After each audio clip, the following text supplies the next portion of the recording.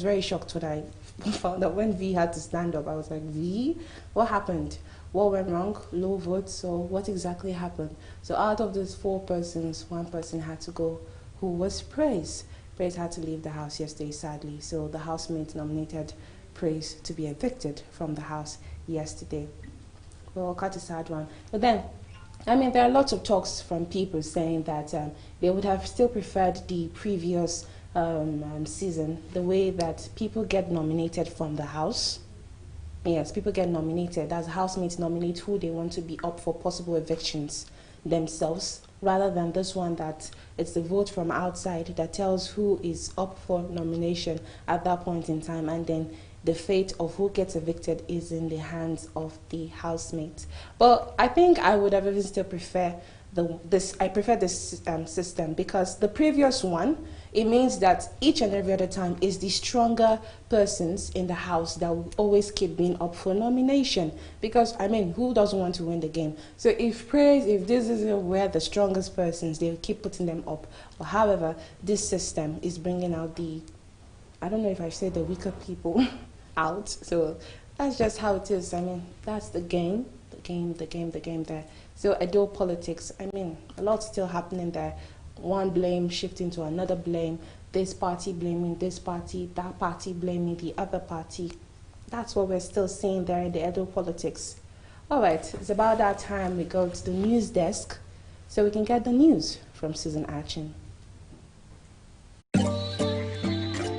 Your body bang, bang, your body bang, your body bang, bang, your body bang, your body bang, bang, your body bang, your body bang, bang, your body bang, your body bang, bang, your body bang, your body bang, your body bang.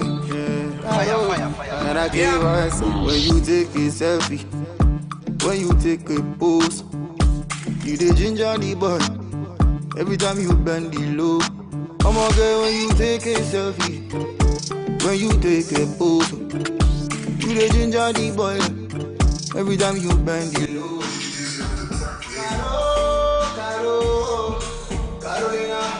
Want to shoot a dope music video at 50% discount? 50% discount? Yeah, 50% discount. Bougie Down to Television Nigerian with world-class equipment and a badass expert crew. Oga, face your camera now. Shh. Continue. Where was I? Everything extra. Carolina, you bada. Hurry up.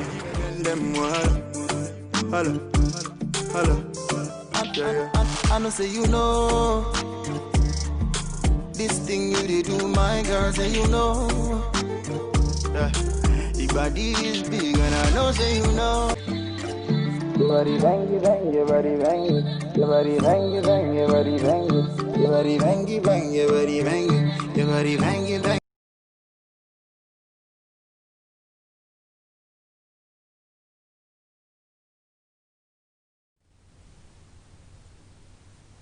Good morning and welcome to AM News. I am Susan Achin. The number of fatalities recorded so far from coronavirus in Nigeria has surpassed the 1,000 mark about 6 months after the country reported its first cases in February. Data from the Nigeria Center for Disease Control (NCDC) indicated that 1,002 people have lost the battle to COVID-19 in the country. The figure reported by the NCDC in its latest update on the disease on Sunday shows that 5 more people infected with COVID-19 died in the last 24 hours. In a late-night tweet, the nation's health agency announced 322 new cases of coronavirus, a figure which was 279 lower than that of the previous day. The cases were reported from 17 states and the Federal Capital Territory, bringing Nigeria's total infections to 52,227. Meanwhile, the former Emir of Kano, Muhammadu Sanusi, visited Kaduna State on Sunday, more than 5 months after he was deposed by Governor Abdullahi Ganduje of Kano State. Sanusi's visit to Kaduna State happens to be his first to any part of northern Nigeria since he was removed from the throne on March 9, 2020. The deposed Emir of Kano forwarded the disinvitation of Governor Nasir El-Rufai as speaker in one of the panel sessions at the 2020 conference of the Nigerian Bar Association. Now, speaking during a visit to the Kaduna State Governor at his office in the Government House on Sunday, Sanusi criticized the NBA for taking such a decision by relying on mere hearsay or petition from a few lawyers.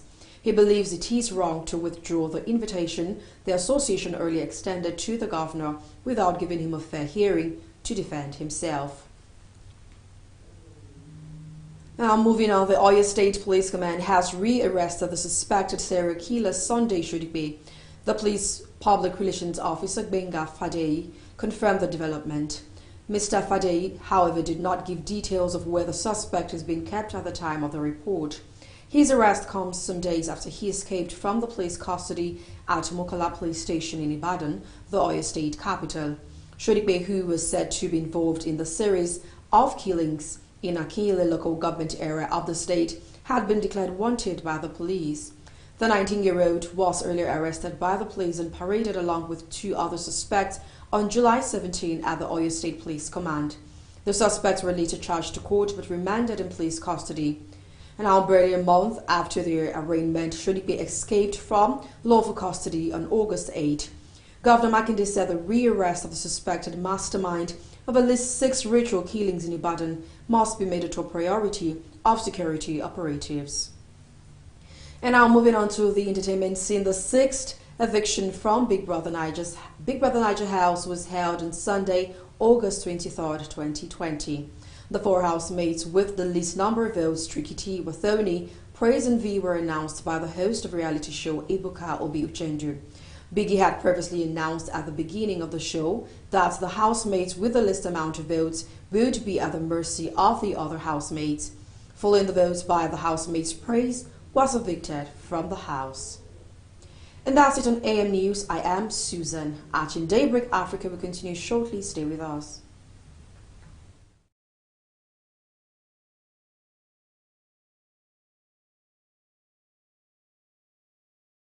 Your body banging, your body banging, bang, your body banging, your body banging, bang, your body banging. Yeah. Fire. And I give us when you take a selfie, when you take a pose, you the ginger the boy.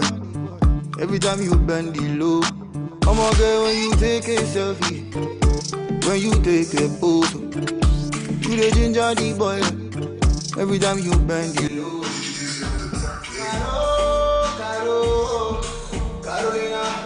Want to shoot a dope music video at 50% discount? 50% discount? Yeah, 50% discount. Bougie Down to Television Nigerian with world-class equipment and a badass expert crew.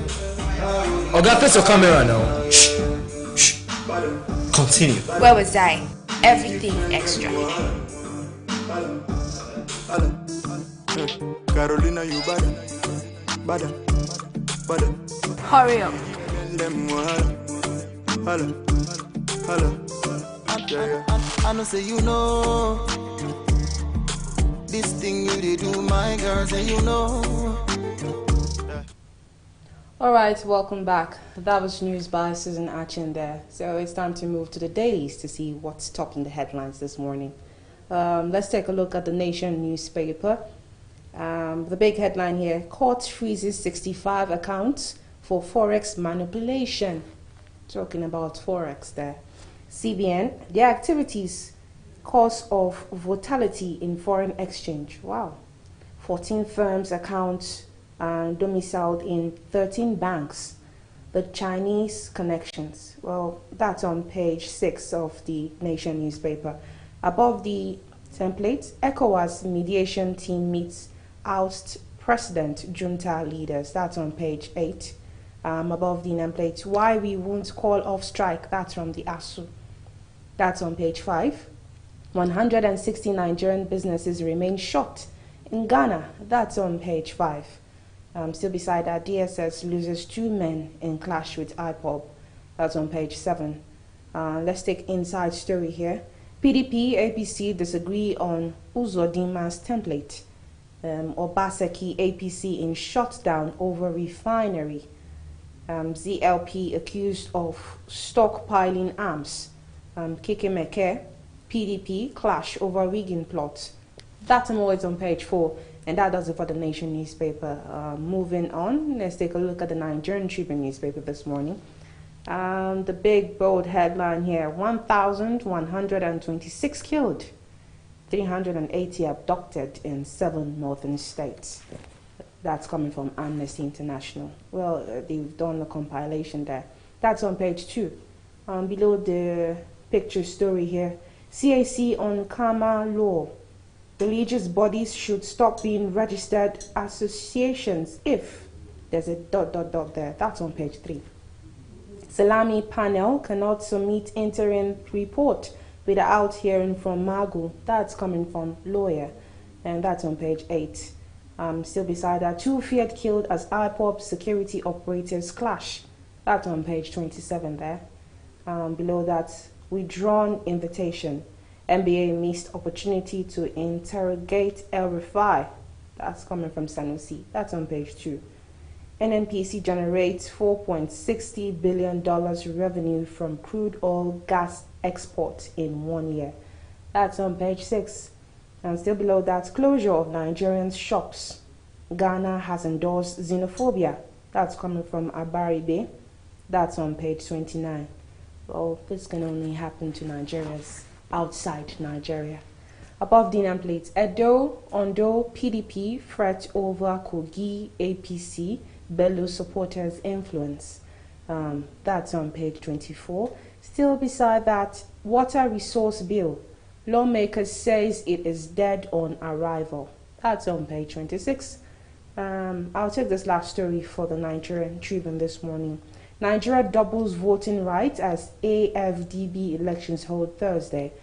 You can get a hold of that on page 7 and many more stories when you get a copy of the Nigerian Tribune newspaper. Let's take a look at the Daily Times newspaper this morning. Anxiety, Hope, Trail, Power Initiative. That's on page 2. Moving to telecoms news. Why telcos should slash core data services by NCC boss Dambata. Well, that's on page 29. And Amnesty International still here. Amnesty International indicts federal government over insecurity in North. That's on page 4. And I'll take the editorial story for this morning. The corruption in Nigeria. I want to read that story. It's on page 3. That does it for the Daily Times. Moving to the Business Day newspaper. As T-bills lose shine in Nigeria, there is a new game in town. That's on page 29. Beside that, MBS data to show GDP declined 6% in Q2 2020, second quarter 2020. Abiru retires as Polaris Bank MD CEO. Thanks staff CBN for support. That's on page 29. May actually thank us as well. Moving to the Punch newspaper, APC interim panel compiles errant members list to propose expulsion. That's on page 2. Above the nameplate, we owe contractors 336 billion naira. That's coming from Fashola. You can get a hold of that on page 26 of the Punch newspaper. Bandits killed 1,126 Nigerian villagers in 6 months. That's coming from the Amnesty International, and that's on page 40. Below the picture nameplate here, APC in clean sweep of Ondo local government poll. Or your community farmers lament destruction of farms by herdsmen. That's on page 8. Still below that, Sanusi visits Kaduna, knocks MBA for withdrawing El-Rufai's invitation. That's on page 40. We led police to rearrest Oyo serial killer in Grandma's residence. That's coming from the Hunters. That's on page 18. Well, I think this is the only story I'm seeing different from the rest. They say police nabbed some headlines say police nabbed the serial killer, while now this is saying it's the Hunters that trailed the serial killer to his grandma's residence. Well, thank God they've gotten him. And I'll take this last story. 8 Lagos naval ratings torture peacemaker to death over 250 naira. Unbelievable. That's on page 4 and 5. Then I'll take the last headlines here, the last dailies here rather. That's the Day's Day newspaper. Magu may face more investigations, criminal prosecution. Well, that's on page 5. Autumn, we must wake up before headsmen's attack consume us all. Insists Nigerians must bear arms to certain insecurity as communities in southern Kaduna sign peace agreement. That's on page 8. Above the nameplate, despite COVID-19 disruptions, Lagos IGR hits 212.5 billion naira in 7 months. Aisha Buhari returns from UAE, calls for expansion of health sector. Well, away from the talks and conversations, we would like to see more of actions because I think that's on the table there. Well, that does it for the dailies this morning. It's time to go across Africa to get the news. Welcome to News Across Africa on Daybreak Africa. And the ECOWAS envoy, which arrived in Mali on Saturday for talks with the military junta, has called on restoring power in the country to a civilian government. The head of ECOWAS delegate highlighted the efforts of Mali's military to avoid bloodshed in the country after the recent coup. The delegation headed by former Nigerian President Goodluck Ebele Jonathan were granted access to the former Malian president. They did not provide details on the talks with the members of the military junta nor with the ousted president. However, Goodluck Jonathan reassured that Keita was doing well. Ousted President Ibrahim Boubacar Keita and Prime Minister Boubou Cissé are being held at the Kati military base outside of the capital, Bamako. Robert Kianguli, a pop star turned politician who is known by the stage name Bobby Wine, is declared the sole candidate to lift the party flag in the 2021 presidential election in Uganda. The famous singer and actor Bobby Wine was finally declared by the National Unity Platform (NUP) Electoral Commission. Amidst jubilation from his supporters at the party headquarters, he expressed gratitude as he returned the nomination form. Bobby Wine said, "I'm still excited that so far I'm the only candidate. That means ever since I expressed interest, other possible candidates freaked out." To many, this move comes as a final blow to journalist Andrew Mwende's ambition to taking over the leadership of the party. He was a no-show by the deadline of returning the funds. Now, Ivory Coast President Alassane Ouattara was formally chosen by his ruling party on Saturday to run for a third term in an October election. Despite furious opposition charges, the move is unconstitutional.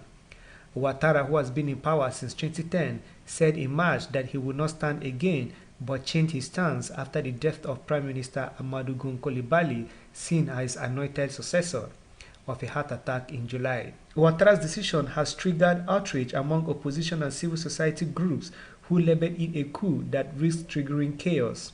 The constitution limits president to 2 terms, but 78-year-old Ouattara, who has served 2 5-year terms since 2010, and his supporters argued that a 2016 constitutional tweak resets the clock. After Ouattara's pre-election announcement after this month, mass protests descended into 3 days of violence in which 6 people died and 100 were injured. His ruling party, the RHDP, said Ouattara was nominated as a candidate at an event attended by 100,000 people in an Abidjan stadium. 97 people, including 28 unaccompanied minors, have been rescued from an overcrowded rubber boat that was drifting in the Mediterranean 30 miles off the Libyan coast, Charity Sea Watch International says.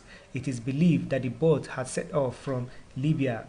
Crew on the search and rescue ship Sea Watch 4 spotted the vessel on Sunday morning, spokesman Oliver Kuliwoski told the BBC. Those rescued were exhausted and dehydrated. Their nationalities are not yet known as they are currently recovering from their ordeal before being assessed. It is not clear where they will be taken. The rescue comes 4 days after at least 45 migrants and refugees, including 5 children, died in the deadliest shipwreck off Libya this year, the United Nations Refugee Agency said.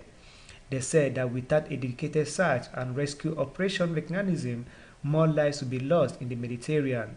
Sea Watch 4 is run by a coalition of charities including Medicine Sans Frontières under the banner United for Rescue. More than 300 people are known to have died trying to cross the sea from Libya to Europe this year, with the actual figure believed to be much higher. Since the 2011 overthrow and killing of its former leader, Muammar Gaddafi, Libya has become a key transit country for migrants. Now, South Africa's President Cyril Ramaphosa has launched a scathing attack on corruption by some members of the governing African National Congress. In a letter to all its members, he referred to recent scandals of the awarding of tenders for equipment to deal with the coronavirus, as well as accusations of awarding jobs as favors and issue of state capture. The president said, in quote, "We must acknowledge that our movement, the African National Congress, has been and remains deeply implicated in South Africa's corruption problem." He added that though there are others involved in the problem, the ANC does stand as accused number one. One issue he highlighted was local ANC leaders using food parcels meant for the poor to buy political favors from those people in the branch or broader community. He said that the government was not taking action, but the fight against corruption required a commitment from all members. The problem both robbed people of money that was due to them, but also rendered some parts of the country's infrastructure dysfunctional. Mr. Ramaphosa replaced then-President Jacob Zuma as leader of the ANC in December 2017 on a pledge to tackle the corruption that dogged Mr. Zuma's government.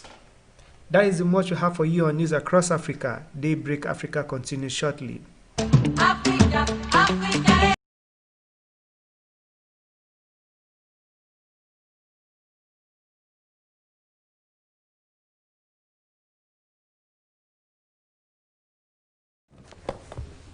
Alright, welcome back. In case you're just joining us, this is still Daybreak Africa here on Television Nigeria, and that was News Across Africa. Remember, you can stream this live on our YouTube page at Television Nigeria and also watch us on Facebook Live. So now it's time to go to the health desk to see what they have for us this morning. Our hair is on air pollution. Let's go there.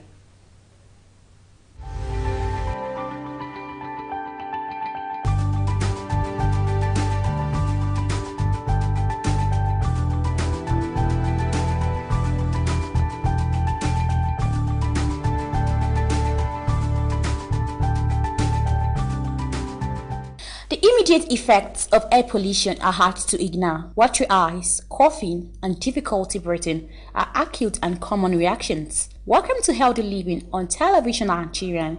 I am Chiwendu Osisiago, and today we shall be discussing on the effects of air pollution and health. An estimated 92% of the world population live in areas with dangerous levels of air pollution. Even at similarly levels, air pollution can increase one risk of cardiovascular and premature death. Air pollution is almost as deadly as tobacco. In 2016, it was linked to the death of 6.1 million people, according to the University of Washington Institute for Health Metric and Evaluation, and it might harm you even before you take your first breath. Exposure to high levels of air pollution during pregnancy has been linked to miscarriages as well as premature births, petrol disorder, and asthma in children. Air pollution may damage children's brain development, which kills almost 1 million children under the age of 5 every year and is caused by air pollution. Children who breathe in higher levels of pollutants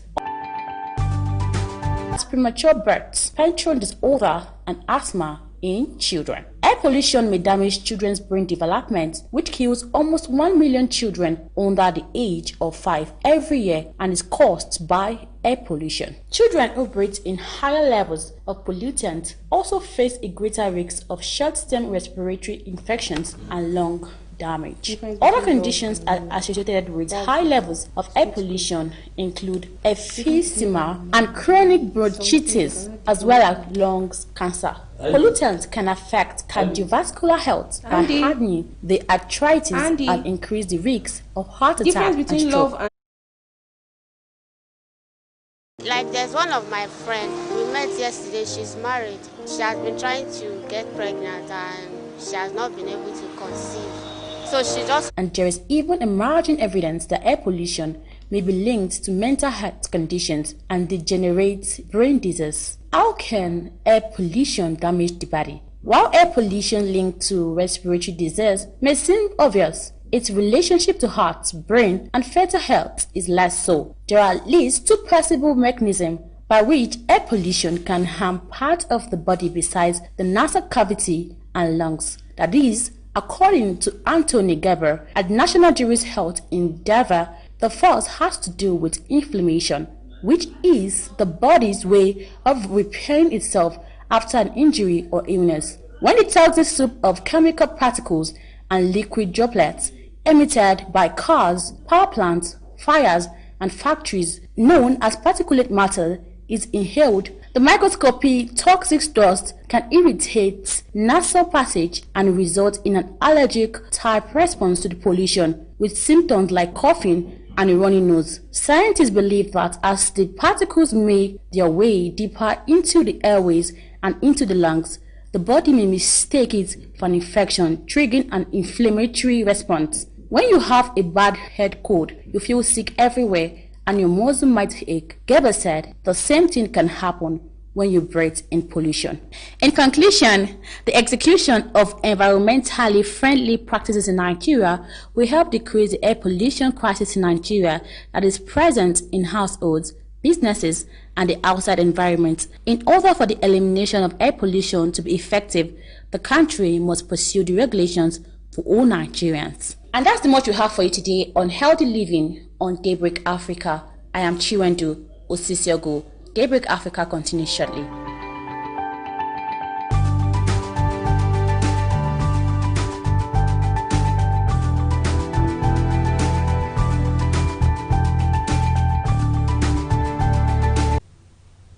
All right, welcome back. That was the Healthy Living Dex there with air pollution in the society. Well, let's move to our next packet, which is a street creed on the difference between love and money. What do you understand by the word love? What I understand by the word love is by, giving to others who does not have what you have. And if you have, like, having something more insufficient, showing love to the person is by giving that part of you to the person who do not have at all of what you have. Are there any special way to show or celebrate love or show someone love? Well, there are so many ways of showing love. If, like, your children, you can take them out and show them that, yes, you really care for them. Like your wife, you take her out, you care and show that you have love for them. Then by also buying gifts, things that are buyable, and give to them, letting them know that there is love in your heart for them. Are there difference between caring and money?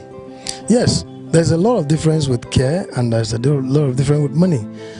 Some care does not really require money.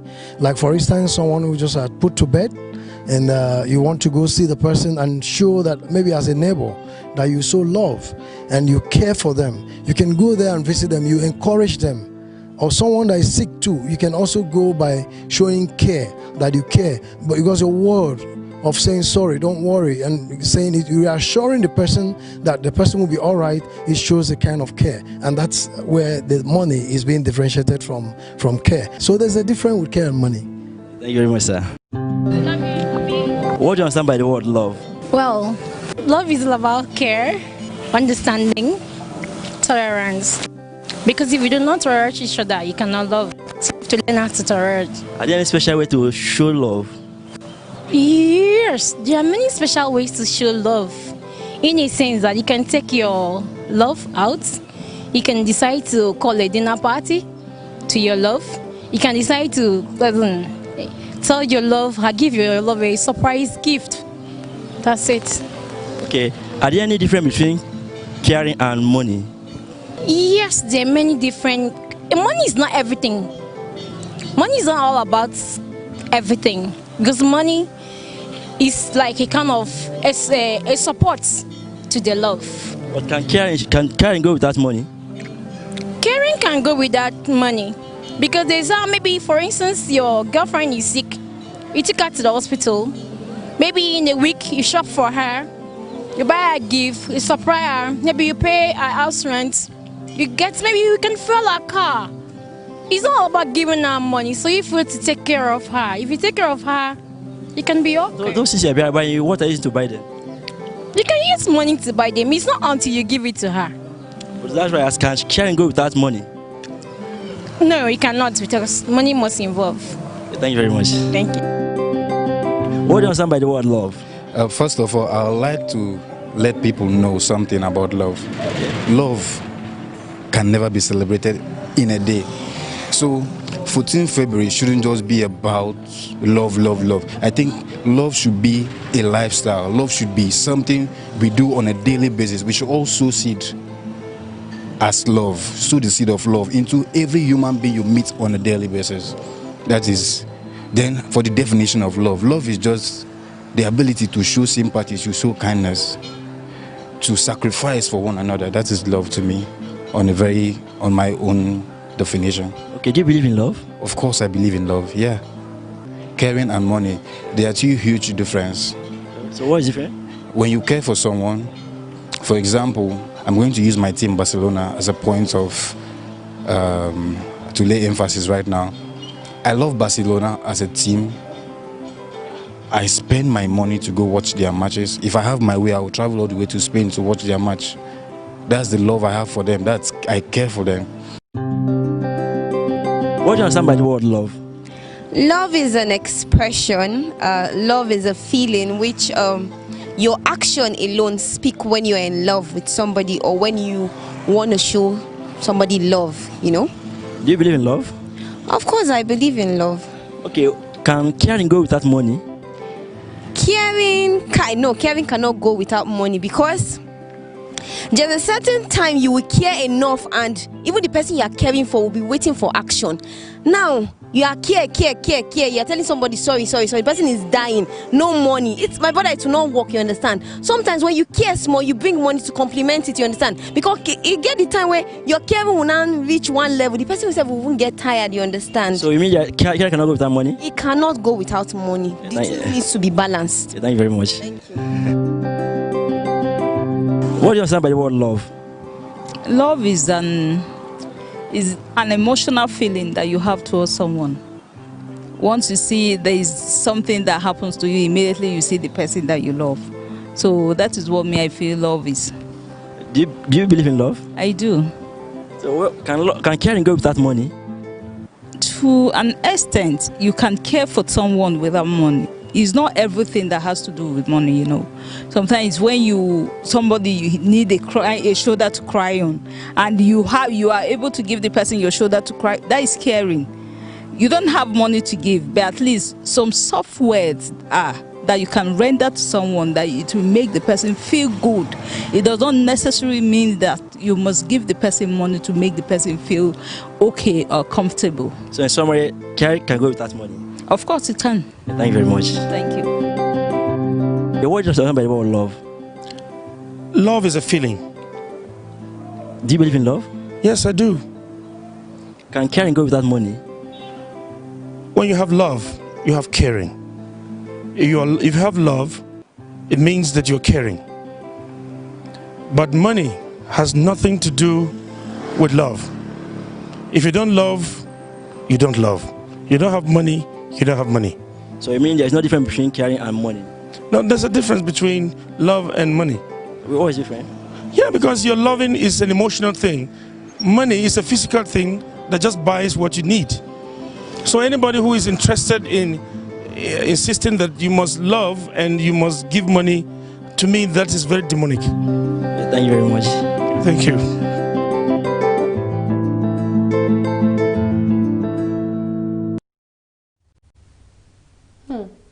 Difference between love and money and caring there. Well, I mean, there are two questions here. What is love? What is money? What is care? To different people. It depends on you and what you think. Well, to me, love is sacrificing. Love is forgiving. Love is care. Love is also financing. Love is tolerance. Yeah, we can see that. I mean, if you do not tolerate each other, if you cannot tolerate each other, then you can't be together. And then sometimes love is foolish. One person has to play a fool. Most of the time, that's how it happens. And love is really very sacrificial. We're caring for someone, whether there's money or there's no money. There are just different angles to these things. So, irrespective, everything will be fine. Time for our next segment, which is a documentary on Nigerians' economy. That's X-raying Nigeria's economy. X-raying Nigeria's democracy. That's our next package.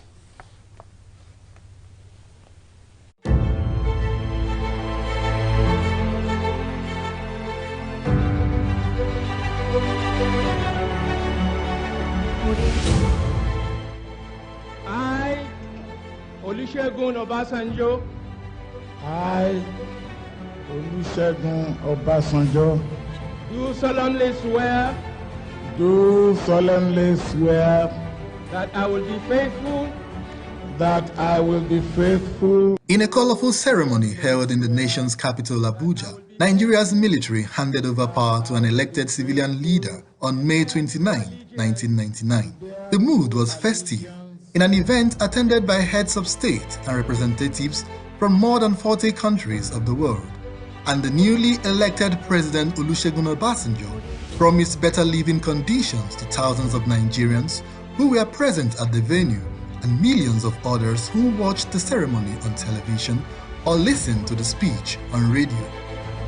I accept this destiny in all humility and with the full belief that with the backing and support of our people, we shall not fail. The beneficiaries of corruption in all forms will fight back with all the foul means at their disposal. We shall be firm with them. There will be no sacred cows. Nobody, no matter who and where, will be allowed to get away with the breach of the law or the perpetration of corruption and evil.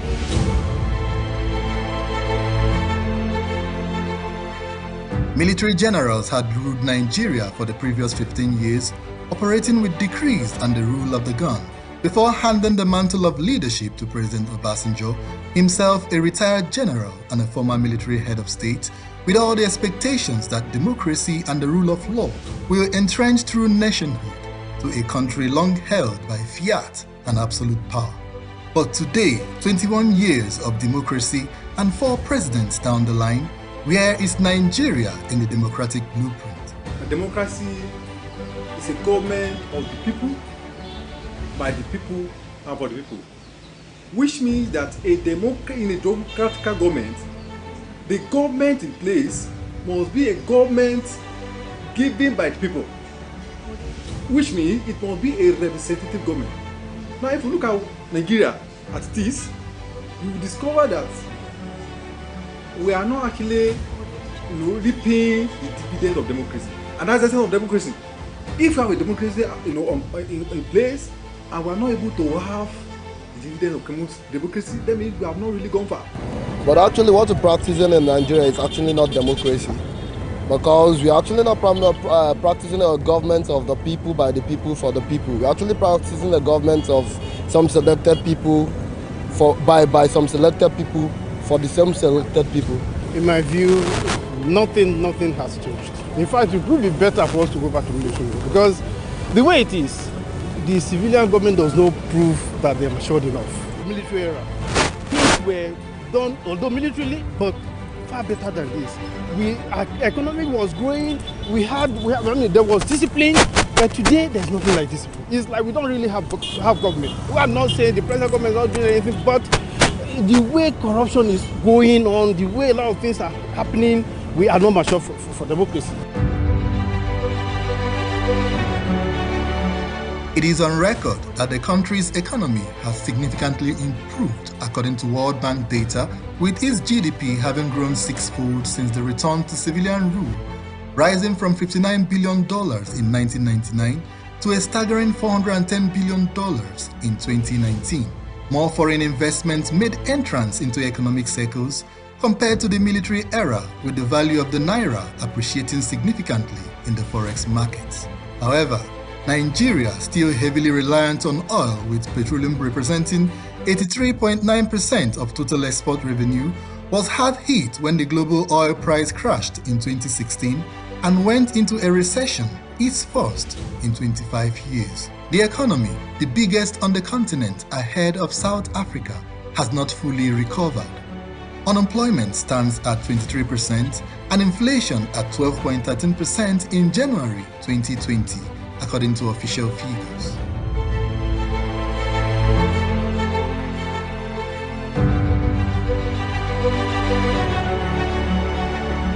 According to the National Bureau of Statistics figures, 43% of the country's 190 million population is either unemployed or underemployed, while according to Washington-based Brookings Institution, some 87 million Nigerians live in dire poverty.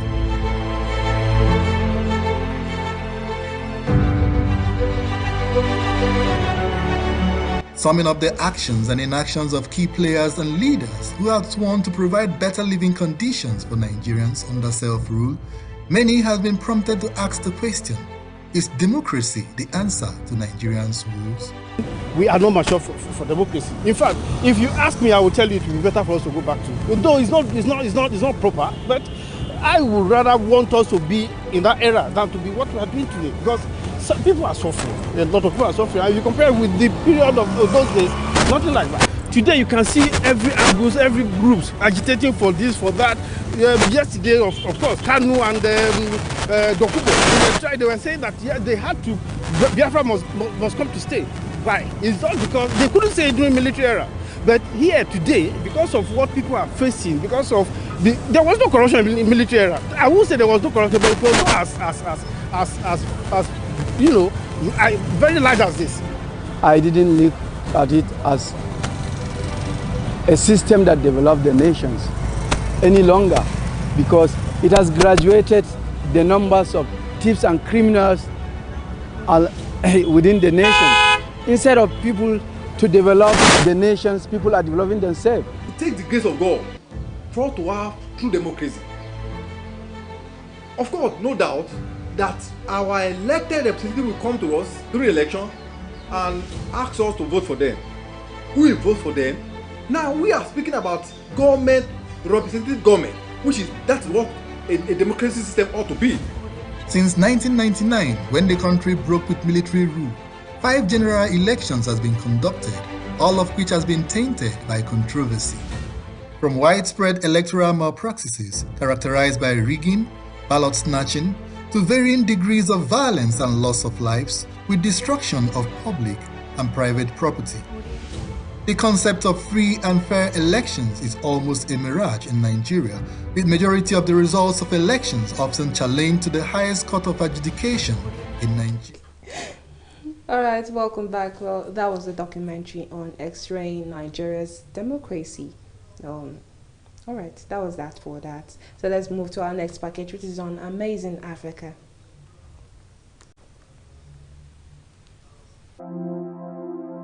Welcome and thank you for watching Tunacheki, the best source of African lists, entertainment, pop culture and news.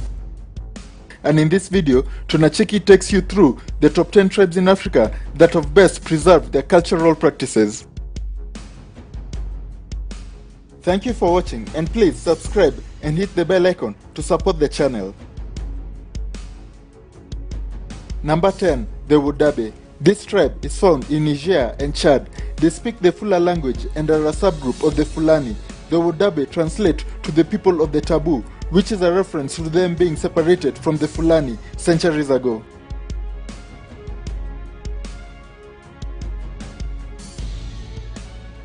Number 9. The Tuareg.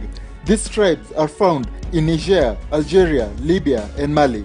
The tribe practices Islam but have unique customs that differ them from others who practice the religion. The group speaks Arabic, Hausa, Takmesh as their main language.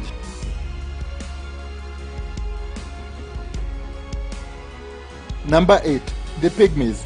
This group consists of tribes living in the rainforests in the Democratic Republic of Congo, the Central African Republic, as well as Rwanda.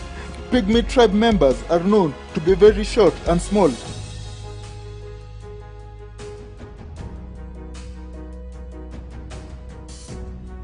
Number 7. The Maasai. One of the most well-known indigenous tribes in Africa, the Maasai are reported to have migrated from Sudan into Kenya and Tanzania. This group's lifestyle revolves around their cattle, as they consider cattle to be a sign of wealth and prestige. Number 6. The Karamojong. They are believed to have migrated from Ethiopia to Uganda and their language has Nilo-Sahara traces, spoken in Uganda, South Sudan, and Kenya. They shun modern clothes and favor traditional clothing.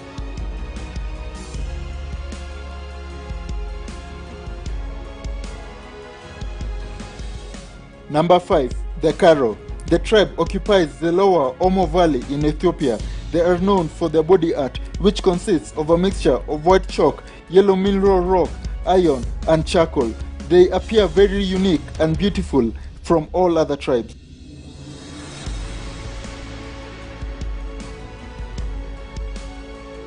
Number 4. The Khoisan. Culturally, the Khoisan are divided into the San or the Bushmen and the pastoral Khoi. The Khoisan are the original inhabitants of southern Africa before the Bantu migration from the west and east of Africa.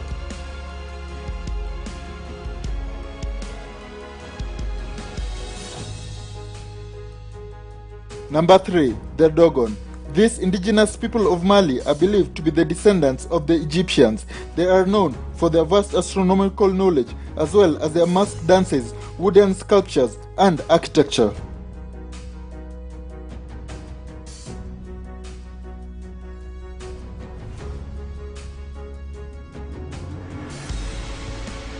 Number 2. The Hadza. Living off the shore of Tanzania's Lake Nyasa, the Hadza are one of the last groups of hunters and gatherers in the world. They speak a distinctive clicking language which has led many people to believe they could be related to the Khoisan of southern Africa.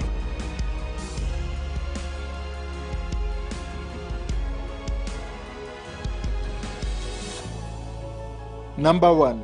The Himba. The Himba resides in Namibia and Angola and have stuck to their traditions for centuries. At the moment, the tribe has about 30,000 to 50,000 members and are famous for their unique hairstyle and red ochre as they smear them all over their bodies to give them a nice, beautiful tint.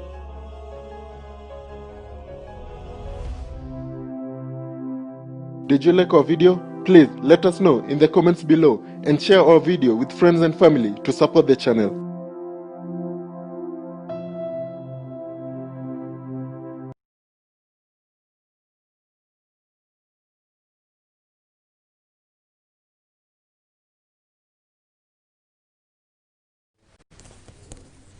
All right, welcome back. That was the package on Amazing Africa. So it's time to draw the curtains here on Daybreak Africa on television, Nigerian. Many thanks for joining us this morning and staying tuned. Till another time, tomorrow, 9 a.m. We'll be right here. My name is Messi Joe. Do stay safe and happy.